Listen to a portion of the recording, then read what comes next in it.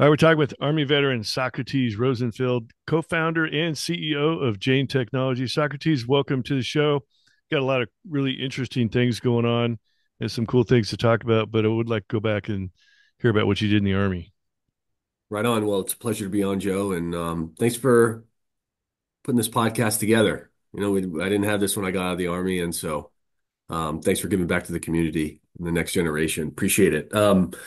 In terms of what I did in the Army, I was company commander in Iraq, platoon leader in Korea, and I served primarily as an Apache helicopter pilot. Oh, really?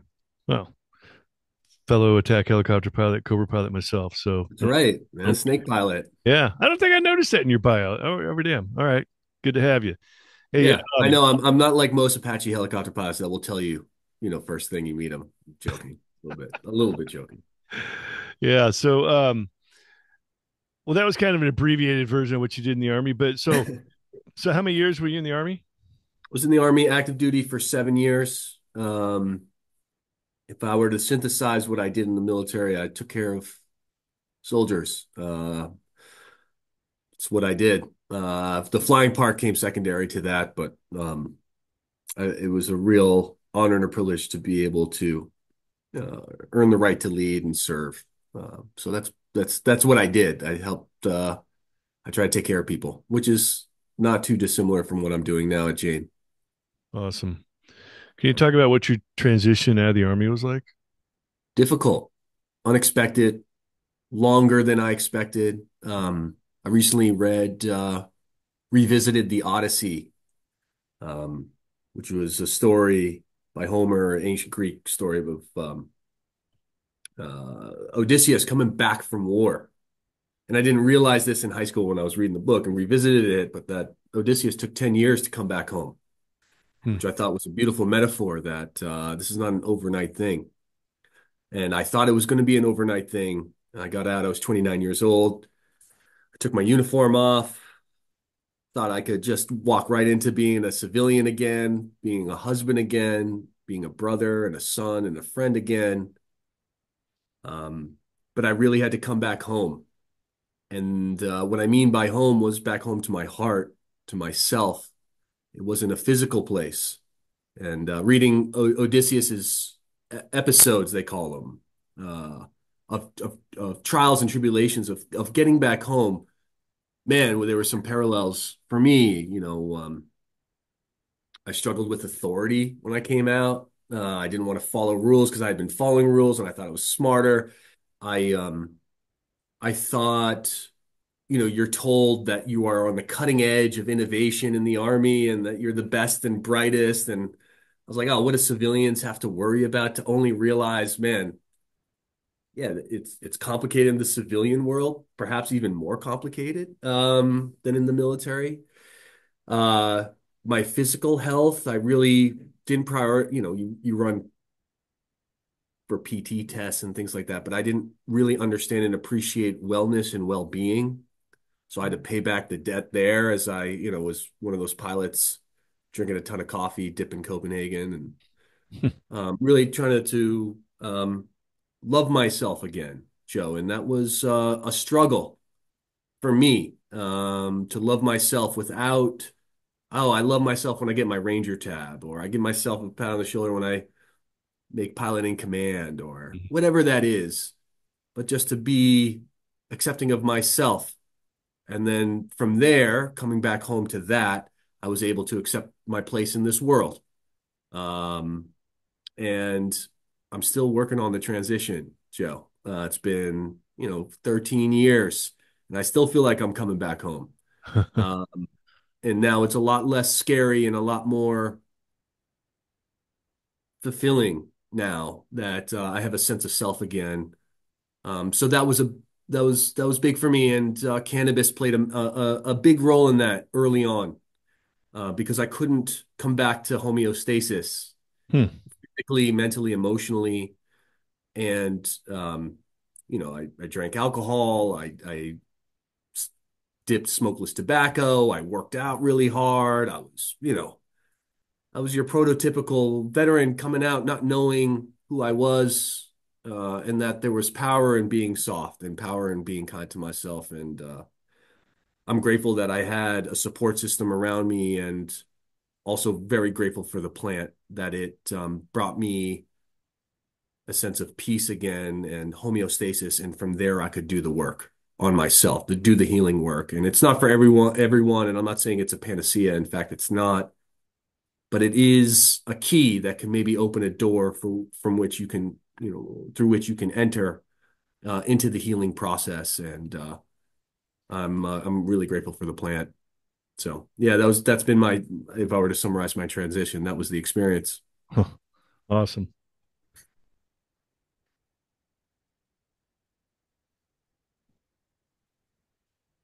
All right, back time with Army veteran Socrates Rosenfeld, co-founder and CEO of Jane Technology. So, Socrates, um, working your way through the transition out of the Army, one of the things you did, you ended up going to MIT. Yeah, that was such a blessing. Um, for transitioning veterans that are listening. I talk to a lot of veterans, and we tend to be very good at the doing piece.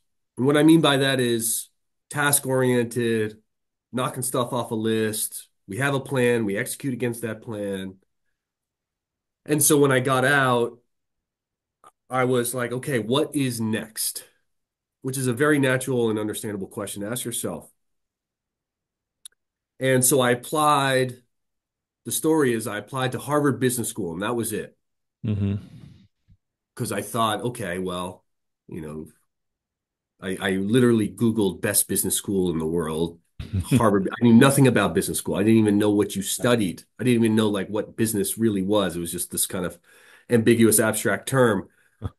And without really doing a lot of research, I applied thinking, okay, well, this is just another Ranger tab, if you will, to go and, pin on my chest. Mm-hmm. And the best thing that ever happened to me, Joe, was that I didn't get in. It was the first time in my life I didn't get accepted into this quote unquote elite world. Yeah. I thought, oh my God, here it is. I had a plan and now I can't execute against that plan. And it was terrifying. I remember I was like 2 months out, a month out of transitioning out of the army, thinking, oh, okay, I'm going to get into the business school and here I go. I Mm-hmm. had no other plan other than that. And I remember a friend, a true friend, asked me, okay, well, what interests you? And I remember reading this book on microfinance, and I said, well, microfinance is really interesting, but I can't make money. I really want to get, I'm not, there's no eliteness around a nonprofit. And he said, well, why don't you go give that a shot? Just it's speaking to you. Mm-hmm. And so a great lesson, what's speaking to your heart. Not necessarily to your brain, but to your heart, like, oh wow, I really love fill in the blank, or I'm really curious about fill in the blank. That's a whisper from the universe saying, go that way. Yeah. And I've ignored that many times in my life because I'm listening to other whispers from coaches, from parents, from right. And Right. so I surrendered to and I said, okay, fine. Let's go do microfinance. And was so fortunate to be able to experience the effect of giving to the poorest of the poor. And it changed my life on across many dimensions. I won't get into that. Happy to get into that if that's helpful. But I was there and I remember going through, this is like it sounds made up, but it's not, Joe. Yeah. And I think there a lesson to this that I'll hopefully be able to summarize. But I remember going through old documents. I was writing some annual report for Grameen Bank in Guatemala. And there was a report there from MIT Sloan students. And I thought to myself, MIT has a business school?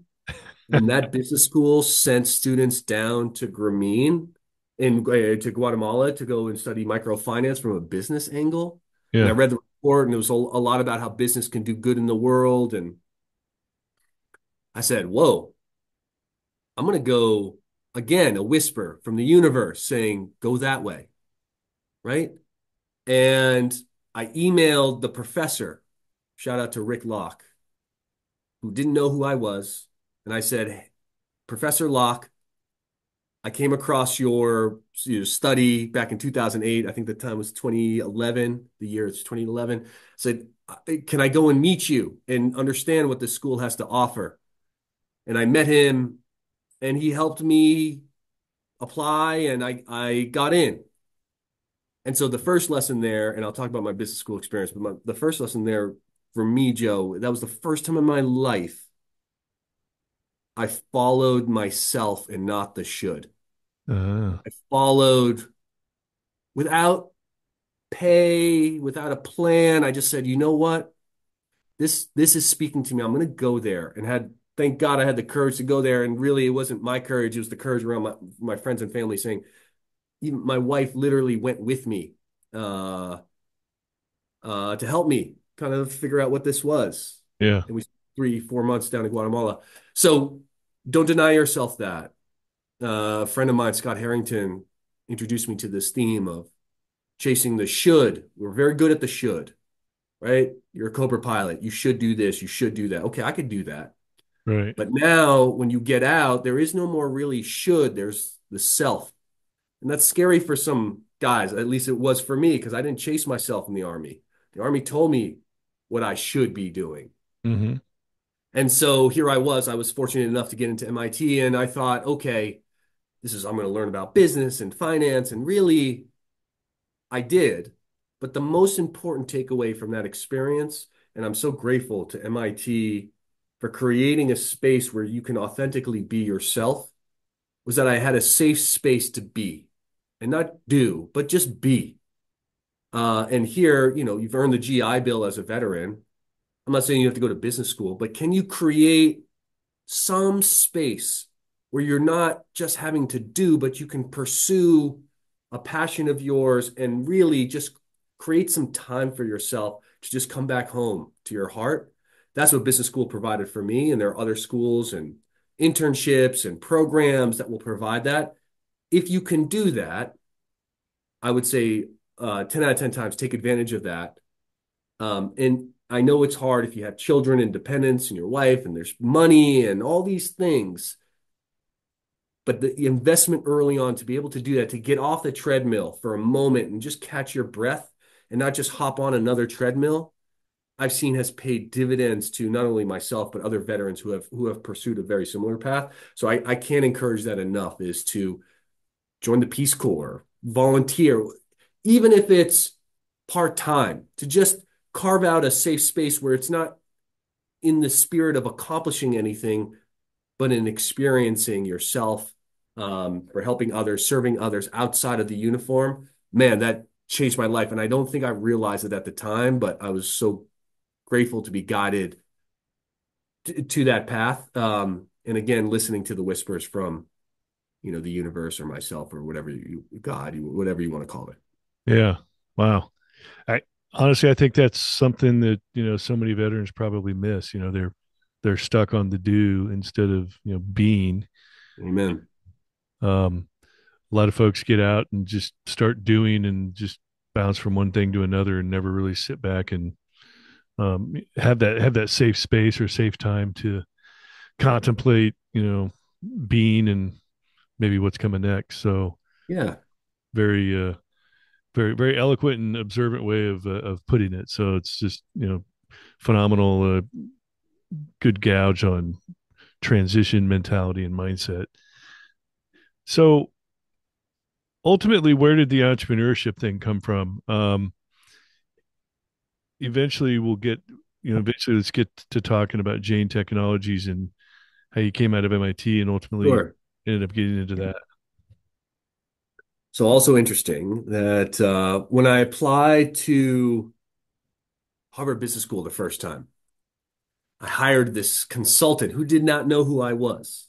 Because I don't, you convince yourself that, and a lot of veterans do that, where we've done some very difficult things that we don't realize are very difficult. And then we get out and then we say, "Oh my God, I don't know what I'm doing." Um, And I love this quote that was shared to me by a friend recently. To not know is the most intimate. Um, when you're learning how to fly, you're at flight school and you're learning how to hover. You are nowhere else in that aircraft but being there. You're not thinking about your girlfriend. You're not thinking about bills to pay. You're not thinking about what you're going to eat. You don't know how to fly, so you are there, right? If I see some a family portrait behind you, Joe. You probably have children, right? Yep. I have a 2-year-old nephew. Shout out to Marcelo, and I watch him experience the world, and he doesn't know a tree's a tree. He doesn't know a bird's a bird, so he's in wonder all the time. Uh-huh. How beautiful, right? And but the moment we're like, oh, that's this and this is that, you almost lose the taste and the flavor from life itself. So maybe someone needs to hear that out there of like not knowing is exciting and not so it's scary and not but and it's also exciting. Yeah. So to come back, I didn't know what I was doing and I panicked and I hired this consultant. The consultant says, "Okay, why do you want to go to business school?" And I said, "Well, I have a dream of my brother's an engineer.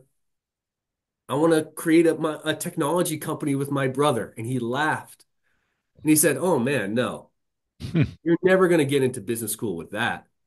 And I said, "Oh, okay. Well, what should I write?" Again, back to the should. Yeah. I'm just speaking from the heart. He said, "Well, you should say you're going to be an investment banker and then whatever, my 5-year plan, my 10-year plan. That's what Harvard wants to hear." And so I wrote that. And I don't know, a few years ago, Joe, I pulled those essays out and I couldn't even recognize who that was. And so Yeah. thank God I didn't get into that school on basically pretending. Hmm. And so the second time I applied to MIT, I just said, "Hey, this is my dream. I have not my life's dream, but wow, how cool would that be if I could start a company with my brother? I know how to fly helicopters. I know how to lead. He's an exceptional engineer. We could work together and we can maybe create a business that helps people." And I look back, I thought I was going to keep a journal in Iraq on deployment.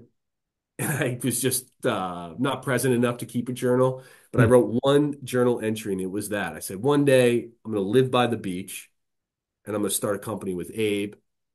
And we've done that. And so trust your dreams is another kind of lesson of like, don't disqualify your dreams. Your dreams are yours. And you don't need to share your dreams with everyone, but protect that for yourself and don't let anyone kind of tell you, "Hey, you can't do that." Or like that's yours, man. Again, that's another whisper from the universe saying, "Ah, there's a reason why you're dreaming that. Don't disqualify that." And a lot of veterans are like, "Oh, that's silly, that's stupid. I think it'll work, whatever, right? Hmm. It's too risky." Pursue that, protect that, like a little, you went to SEER school. You like create this little survival fire. Man, that was it for my dream was like, I'm going to protect this fire and I'm not going to let anybody blow this out. Yeah. And now it's not a tiny fire. It's a pretty raging fire. So I think I wanted to help people. I really was interested in this. It was 2011, 2012. Like any guy, girl off the street can start a company and make a huge impact and scale really quickly. That really intrigued me. And um, I love my brother. He's, a great life friend and partner. And it was at the time at MIT, I started to consume cannabis. And I was like, wow, this is really helping me. Everybody says this is bad. I started to see Colorado legalize, Washington legalize, Oregon. I was like, I'm going to make the bet that this is going to keep legalizing because I've experienced this for myself and this helps a lot of people. And Huh. more and more people will want this in legal markets. And I convinced myself even then, Joe, at graduation that I wasn't going to pursue that because life happens, right? You're like, man, I got a lot of student debt. I don't I don't feel confident. I've never had a real, quote unquote, real job in the civilian world. Hmm. I said, okay, and this is important. I said, let me go get my day job and become a consultant. It gets me out to California. I love to surf, but I'm going to keep this dream alive. And on the side, I'm going to keep tweaking it and keep going through it. And I, had a business plan on the side, and I was working at as a consultant for a year, 2 years. And, it's a demanding job. Right. But again, another lesson, just sharing my own experience, was that it was all I could think about. And I think back and I wonder, man, if I had put that fire out because I was too worried about making money or too worried about advancing my career, and I let that fire, that dream die, how sad would that be? And so again, it's you don't need to do it tomorrow, but I had a little business plan, I was doing my research, and then I felt comfortable enough to share it with my wife and then share it with my brother. And they both validated and said, "Wow, that's actually a pretty good idea." And those if those two say it's a pretty good idea, I'm like, okay. Um, and then I started to share with friends and in like kind of saying, wealthy friends that had disposable income that maybe wanted to invest, and they were like, "Yeah, hey, I'll invest in this idea and in you." And then step by step, it started to grow. And so we all have dreams. We're human. This is one of the joys of being a human being is that we get to dream whatever dream we want. And so, don't put that fire out ever. You could still start a company at 60, at 70, it doesn't matter.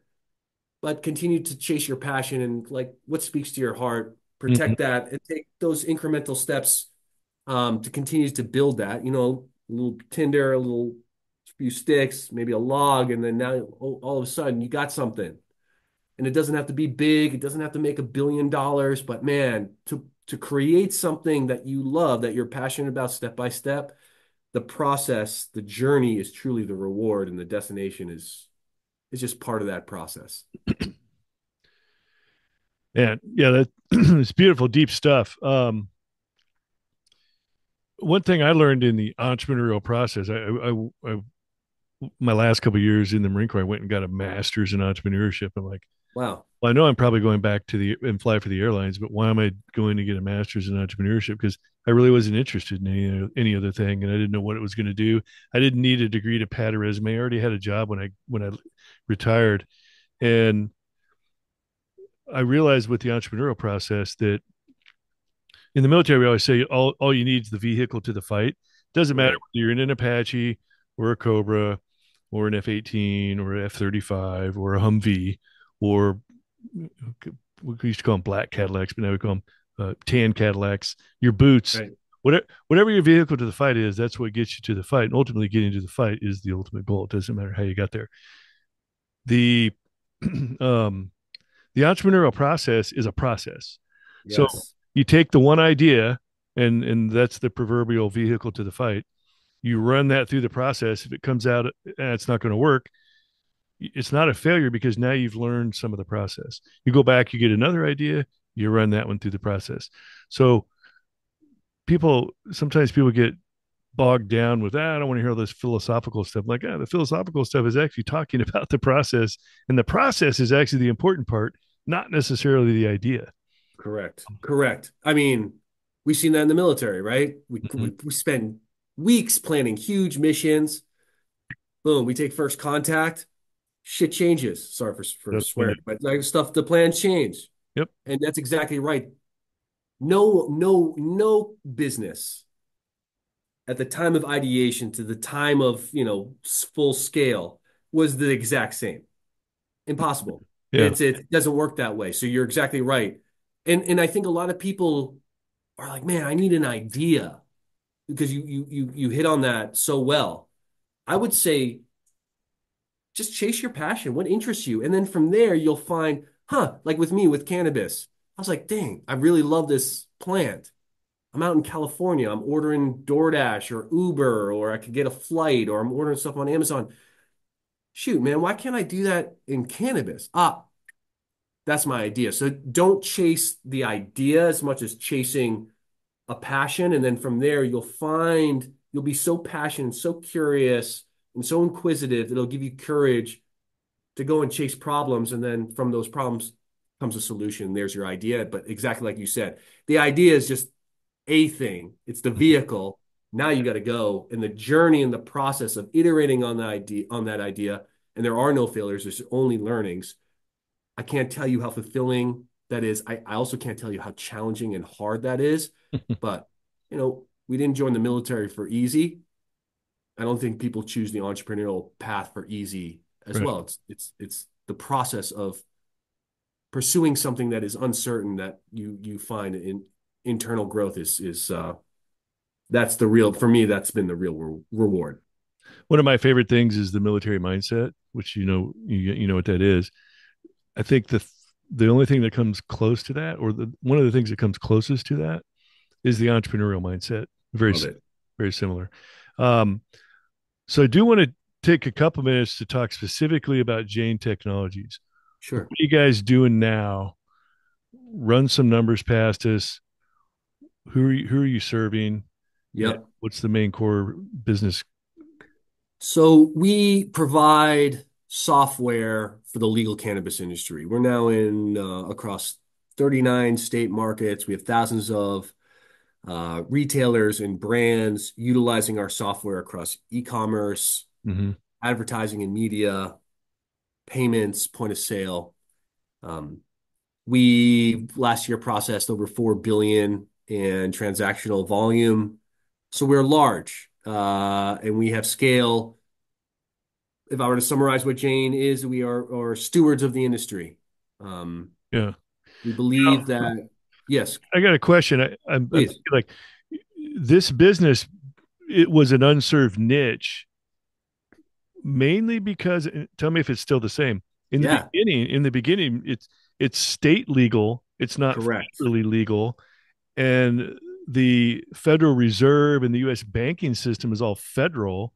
So cannabis dispensaries couldn't use banks, and maybe even credit cards. Can you talk a little bit about that? Is it still That's the same? correct. That's correct. So, one thing you learn is you're looking for barriers to entry, Yeah. Mm-hmm. right? You're looking for things that are really challenging to get into the market because if it's challenging for you, it's challenging for everybody else.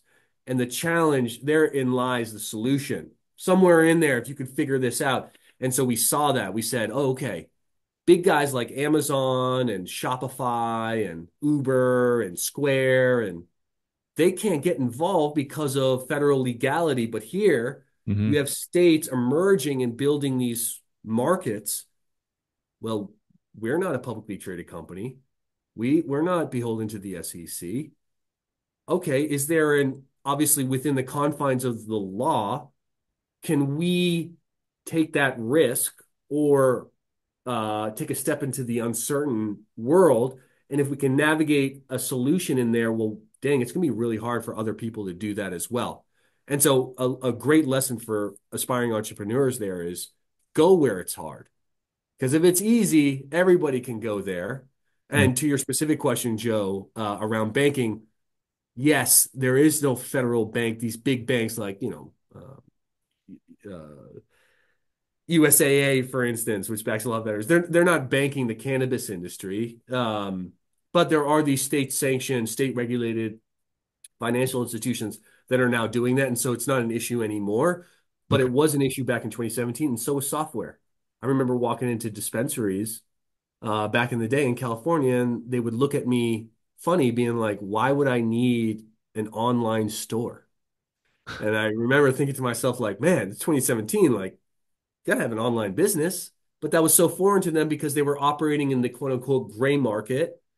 Yeah. And we saw that as an opportunity to educate. And that's why we think of ourselves and take that responsibility very seriously as stewards to make sure that what we provide to this market will set the tone for generations to come. And so we hold ourselves accountable not to take any shortcuts, but to do it right and do it in partnership with the market, with our retail and brand partners. And I think aligning that mentality and creating win-win businesses for me is how I want to approach any future business endeavor.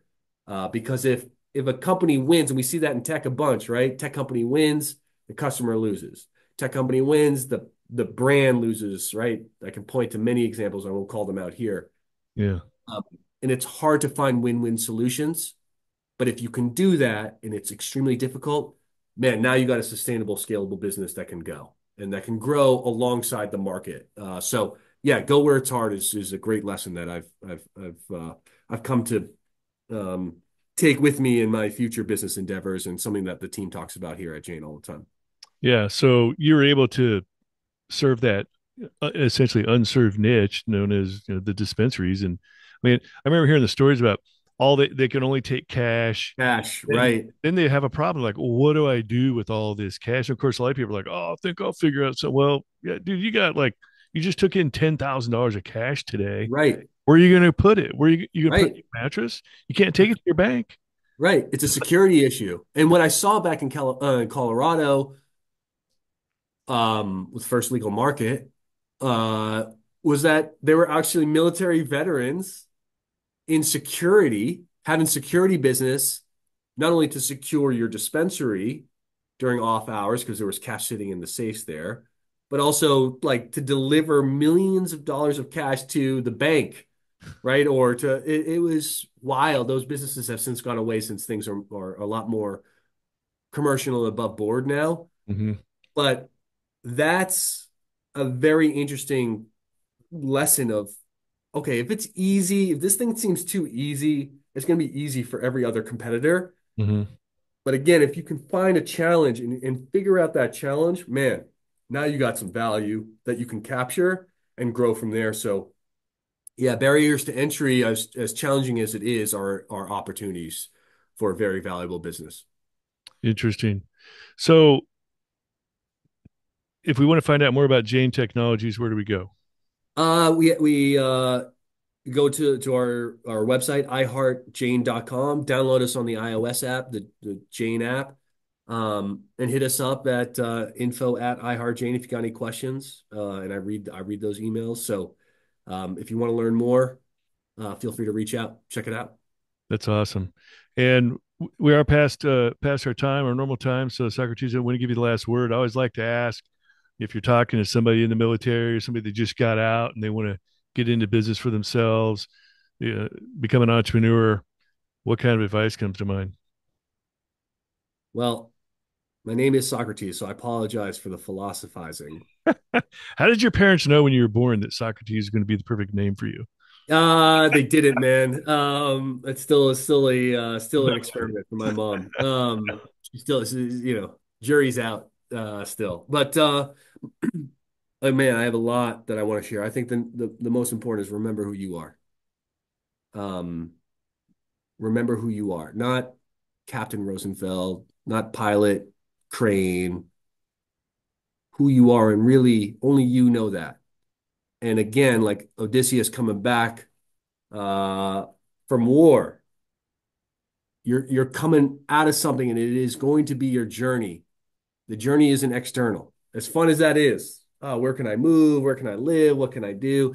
The real journey, and I'm sure you know this, Joe, is that it's internal. So remembering who you are during times when people are going to tell you who you are or who they think you are is Mhm. very important, because once you remember who you are and know who you are, now you can navigate the world from a sense of peace and confidence and courage, and you can maybe inspire others to do the same. So it's going to be a journey back home to the folks transitioning, um, but many other warriors have come back home and have done some incredible things for their family, for their community, and there's no reason why anyone listening can do the same. So remember who you are. You're special, and yeah, that would be my I guess my one recommendation to those listening. Awesome. I appreciate it.